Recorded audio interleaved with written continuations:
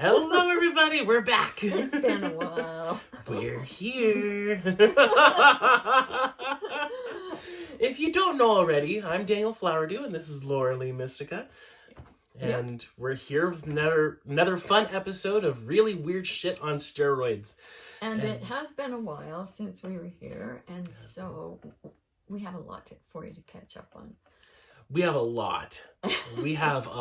And we are focusing in on one story in particular. One thing that we recently did just for this video. It's major enough to have its own video. It is. So, it is major, and we've been working on it a long time, and especially the last 2-3 weeks, or the 2 or 3 weeks before Halloween is when it all happened. Yeah, this was all in October, really. I mean, all of October. Yeah. I think we actually finished it right before Halloween, didn't we? It was Halloween night. Halloween day, yeah. It was on Halloween. So Yeah, it was Samhain. Mm-hmm. Yeah, Halloween. Yeah. Mm-hmm. Yes. So, what is more fitting than talk about ghosts on Halloween, Mm-hmm. right?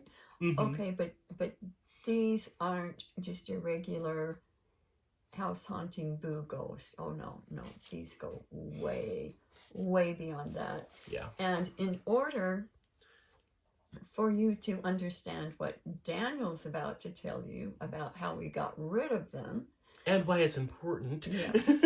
I'll be reading out of Cryogenetics 2, and there's 2 chapters devoted to these boogers, and we call them the ghost gangstas, because that's exactly what they are. They're like a total mafia. Well, they were like a total mafia. Yeah. Not too many spoilers there, but No. but yeah, no, the ghost gangsters were really, really bad. And yeah, like you said, they're not just like the ghosts that go. No, the boo ghosts. These are bad. Nasty buggers. So, okay, story time. The name of this chapter is Ghost Magic, the head honcho ghost or godfather and his evil crime cartel network of ghost bosses and their gangs. Yeah. Now, I'm just going to read you the highlights here. Okay, you'll have to read the book to get the full scoop. Okay? Yeah, there's a lot. There's 2 full chapters, and they're not short chapters. There's a lot of intel in these, so definitely get the books and read through them. This is just the highlights. Okay, they had 15 main attributes of this head ghost and his gangsters. So we were looking for the entire network and this head ghost. Okay, we had taken one out a while back, but he was not the head ghost. He not even close. We thought he was, but there was another one. Okay, there is the ghost godfather. He was one of Durerlo's most valuable and prized possessions. That indeed has a double meaning. Originated from outside the hologram and originated from self-creator number 2's lineage. So, yeah, pretty. Which one was self-creator number 2 again? That was Aurora. Oh, okay. And then for those of you who aren't used to hearing the name Duerla, we don't say it very often. It is the name for the D monster. The D monster. So you've most likely heard her name with that many times in our videos. Yeah. So We don't really like to tout the name that much. No. Number 2, few people knew about this network existing or how it operates. Okay, so that was to their advantage, nobody knows, nobody can come after us. Number 3, there is a correlation between the head ghost honcho and the Viking myth lore of Odin, with the 2 ravens watching over everything. So that lets you know they see. Like that song, I always feel like somebody's watching me. like that. But definitely a lot spookier. Oh yeah. I always feel like somebody's watching you. Exactly. No, screw you losers and uppers losers. Stop it. Yeah. Stop it. The head ghost and his gangster bosses and their networks are like a conglomeration of huge evil corporation, black ops military, secret societies that use black magic for their power. Mm-hmm. Okay, and of course the cartels. The Ghost Gangsters network interfaces with the cryptos and the artificial intelligences. Mm-hmm. So they got it all. They lie, schmooze, cheat, steal, kill, and torture to get what they want. They haunt and manipulate both the living and the dead. So if you die, that doesn't mean that you're free. No, they can go follow you there. Yeah. I've even worked on people where the ghost gangsters would find a ghost, tie them up, and force them to work for them. So it's forced labor forced on labor. The other side. Yeah. Like taxes weren't bad enough. Then you die and you still have to do that. That's right. Jerks. Electric and electronic manipulation and interfaces with AI. So it can mess with your computer, your lights, whatever. Your car, if it's high tech enough, Mm-hmm. if it's got GPS or anything. Oh yeah. Then there was crystallization. There is a connection between the agenda to push crystallization on people, especially the crystal children. Mm-hmm. So, and we've kind of talked about that before, but the crystal children were from the infrared ray. Mm-hmm. It's not like quartz crystals here. Yeah. So, a little bit different. Okay, they operate backwards from what you would think. Their main high magic times are not October 31st or November 1st, Samhain, but May 1st, Beltane, or May 1st, Beltane, but rather February 2nd and August 1st. Mm-hmm. So it's like the in-between, so they can... But we did get them on Halloween, so... Yeah. We schmoozed them. Well, just because Halloween's not one of their major holidays doesn't mean it's one they don't try to use. Exactly. The head ghost is also the top dog, Anubis or Odin. Now, we took him out, but we didn't know about something else that he's going to tell you, okay? Incubuses and succubuses, just so you know, and I don't know what language this is, N equals male, Q equals loving, and bus equals extreme power. And Su is female, Q is loving, and bus is extreme power. So basically, incubus and succubus are tantric healers. So what they would do is try to... Not all of them. Infiltrate. Not all of them are tantric healers. No, exactly. That's what I'm saying. It would infiltrate. Okay. It would infiltrate that. Okay. A benevolent version of the incubi was originally written into the hologram to help heal people during stressful situations. We had them in the UV realm. The D-Monster formed a powerful smear campaign using religions to teach sex taboo so people would feel extremely guilty and terrified if they were visited by an incubus, especially if they were married.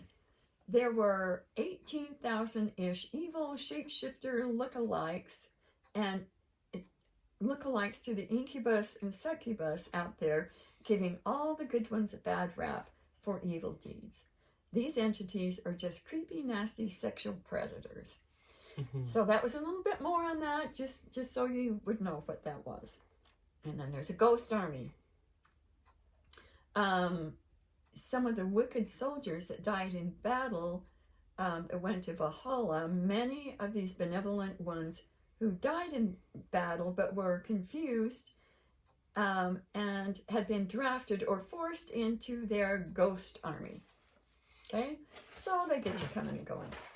Yeah. Okay. Shadows in the Shadow Realm. They're a nefarious breed that are a part of the Ghost Gangster Network. These shadows have a life of their own. Besides shadow beings, there is literally life force in the shadows themselves. It is like a double whammy. Okay, now they have vulnerabilities. No, there's 4 of them. Number 1, the head ghost's arrogance. And arrogant. Number 2, the head ghost had the hots for Durerla. Okay, so that's gotta be that's gotta be a vulnerability. Yeah. Number 3, fear of the cryogenetics egg and Almorasite rocks. Now that could be why my books have been so screwed over. Nobody knows about them. Nobody cares. Just a few of you who watch. And the Ghost book has been the worst. The absolute worst as far as blackballing it. This year, I think we've sold 3 books. And I think I bought one of them. Yes! Yeah. Okay. Yeah. For the entire year. Exactly. Only 3. Yeah, here, toward the end. It could have been 4. It's 3 or 4 through the entire year.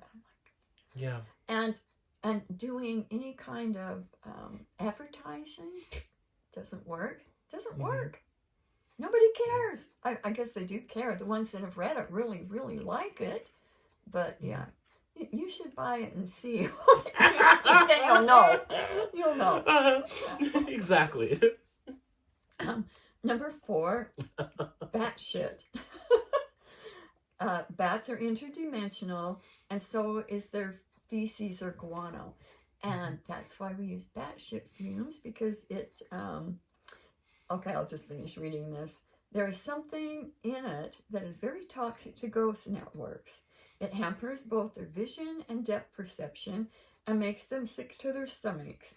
It is a hallucinogenic that makes them batshit crazy and eventually froth at the mouth, thrash on the floor, and thrash and rag on the floor. Zealok, Tesla's twin brother, snuck it into the hologram code toward the end of 2012. Note, use batshit fumes as a stink bomb lethal weapon. They are not aware of this, and it is an ace up our sleeves. It's silent but deadly. Yes! Make a batshit's creek. This is truly batshit crazy. Shit. Okay. I think, just a minute, let me see if there's any more bullet points. I think we're done. I think that gives a pretty good overview as to how big the Ghost Gangster Network was, you know, what all they were doing. They were into everything. Everything. Yeah. Even into like physical sex trade, drug trade, politics, they were into pharmaceuticals. Everything. Yeah. They were literally like mafia. They had their hands in everything, in the banking systems. And people were scared of it. Even people in the dark side were scared of the ghost gangsters. Yep. But they were scared of us. So. Okay. Now you'll hear the rest of the story. Take her away. So, you know, all throughout October, we kept having clients that had weird ghost gangster stuff. Like, it just popped into our radars. Both of us at the same time. We started talking to each other and saying, you know, this client had a ghost gangster thing going on. No way, mine did too. And we just kind of went back and forth with that. And eventually it kind of spearheaded to this whole thing of, it's time to just get rid of them. It's time to just get rid of them. It's time for it. We couldn't have done it in the past. Well, it wasn't. And we gotten rid of some of them. We thought, you know, a couple of years ago, we thought we got them, but we just got one arm. We didn't know that there was this all hidden thing going on. So you can. So one of the things we discovered was before he was exterminated, Mardudu, otherwise known as Marduk, had this whole system in place of when people would get together on Samhain or Halloween or the Day of the Dead, and they would worship their ancestors or appreciate their ancestors, it would pool all of that energy together, and it would store it in certain facilities, right? Now, eventually that was taken over, and that energy was then used to create and recreate the Ghost Gangsters and their head boss and everything. Now that recreate was important because all of a sudden it was just going out of. I'm surprised you don't have one with you. Well, they're in my other coat. Like, where's my rocks? Well, there's a lot of them around here, so I'm just going to read through these notes top to bottom here, kind of to give you guys a rundown of what we did. Background scoop. Yeah. So, Halloween. I have to tell you, we were clean. I don't know if it's on there. I was out putting plastic on the chickens' pens while we were doing this. And it was kind of good because it kind of took them off. Oh, she's just out cleaning the chicken or putting plastic she's on not a threat. She can't multitask. That's one of the few things I can multitask with. Is putting plastic on chicken pens and taking out ghost gangsters. Okay, sorry. Oh, that's true. I just had to add that is very important. That's Okay, so Halloween 2023, the Ghost Gangsta Hunt. And we started at 3 p.m. We didn't mean to do that, but I thought it was important. And during the entire call, 333 kept showing up too. So, yeah. He took notes because I couldn't have done plastic and taken notes. These are his really good notes. Yeah. So there you go. Yeah, thank you. Thank you. So the Ghost Gangsters were using ancestor remembrance / worship / appreciation to recreate the rest of the Ghost Gangsters that we had taken out, and also to make new ones. Now this worship was, people thought they were doing the right thing, and it's not. Honoring their ancestors. Well, and honoring them is different than worshiping them. Honoring them, it's like, thank you for handing down this knowledge, but it wasn't this worship. So big difference between honoring and worshiping. Yeah, and with the worshiping too, there's all the ceremony and pomp and circumstance, right? So what keeps popping into my head is the Day of the Dead, how, people will parade throughout the entire street, building up this energy. They don't have any ill intent with it. It's not necessarily a bad thing. It's just that these assholes were utilizing that and were sucking it up. They were sucking it up and they were using it. So, okay, so this is tied into two different groups that came onto Laura Lee's radar. They were found by a guy named John C. Gilly, and they're called the ECCO, which is the Earth Coincidence Control Office, and their CCC, which is not ours, and it stands for Cosmic Control Center. So 95% of their CCC were ghost gangsters. 95% of them were absolute assholes, not good at all. And this whole Cosmic Control Center and Earth Coincidence Control Office were supposed to be behind all of, if a person is creating their reality and they're starting to get all these synchronicities, these groups are supposed to be behind that. And there's this whole list of rules that this guy posted, just you need to acknowledge us, and you need to realize that we're doing this for you, and you can only do the small things. We can do the big things. You can't. Just a lot of ridiculous stuff like that. The little things, only you can do those. The entire thing was ridiculous. They were so arrogant. When I read that, I'm like, these guys are freaking, and they are doing the exact opposite of what they say. This Cosmic Control Center is absolutely what that is, and it's not a good thing. Yeah, so it is not our CCC. No. The Cosmic Cleanup Crew. Exactly. It's not that. Very, very important to note that. So, So the Ghost Gangster boss is almost exactly the same as the original. And they were twins from another mother, is what we wrote. They were created from the same soup base, was what I got. It's like they're pretty much exactly the same thing. They're just very slightly different. Yeah. Like one has time and the other one doesn't. So there were 5 main Wait, facilities. stop. Uh-huh. That was funny that you said time. I know. Or ginger. I could have said ginger, either. but time it was... had to be time, because Yes. he had time and the other one was already gone. So I'm glad you got that. I thought that too as soon as I said it. I did not intend for that, but it happened. No, that was good. So there were 5 main facilities that were involved with this.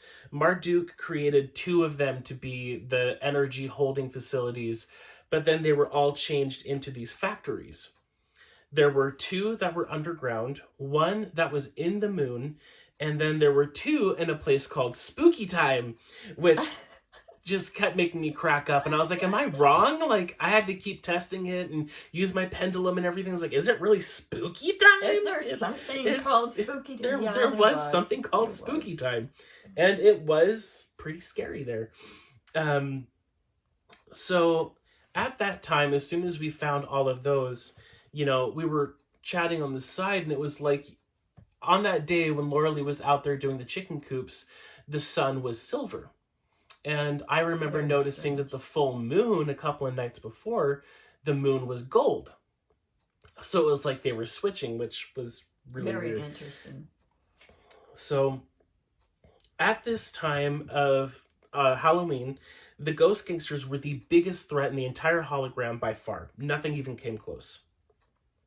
So, like I said, Marduk started it by scooping up all of that ancestral remembrance energy, storing them into the facilities that then became the factories, where they were creating these Ghost Gangsters. They were also creating various implants and stuff, too. They were creating all kinds of different things. That factory was huge. It was, it was mega, Yeah, so we had to get really cloaked up. We had to get in all of our protective protocols. And so the Ghost Gangsters factory and the false CCC are tied into all the new timelines that the Dark Lords were creating. And they were creating millions. It's not supposed to be a multiverse thing here. Not like this. So the Dark Lords were creating these timelines to jump ship from this one because they really have lost. Yeah, so it's like is it a dead man's? It's like the last resort. It's like, okay, we're in a safe place. We can jump ship here. Yeah, it's like how they were saying. They won't find us. They'll never know that we jumped ship.